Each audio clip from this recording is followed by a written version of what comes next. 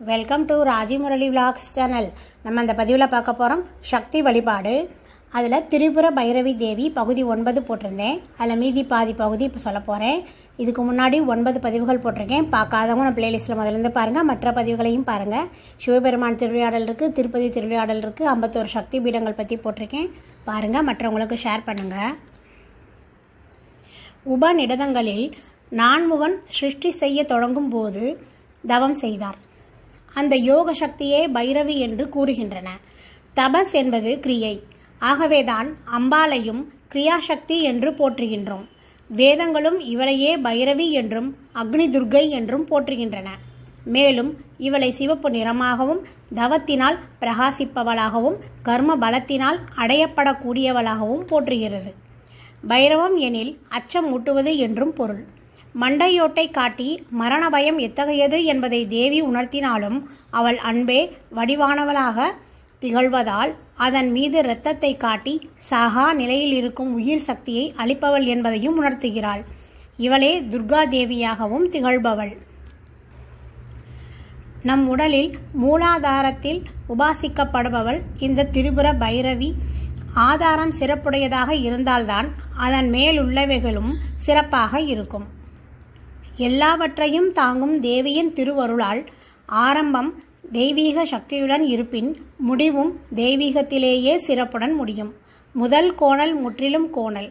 கோணலே இல்லாத குறைவே இல்லாத தேவியின் கடாட்சம் நம்மை கோணல் புத்தி இல்லாதவர்களாக செய்து நம்மை அருள் வடிவாக்கும்.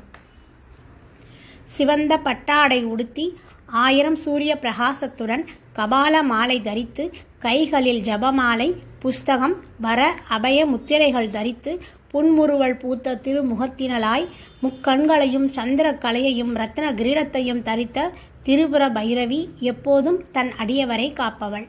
தேவி மகாத்மியத்தை குரு புத்தகம் மூலம் அறிந்து தேவியின் கடாட்சம் பெற இந்த திரிபுர பைரவியின் நாமங்களை மறவாது ஜெபிக்க வேண்டும் என்பதை நமக்கு உணர்த்த ஜப மாலையையும் புஸ்தகத்தையும் ஏந்தி அருள்கிறாள்.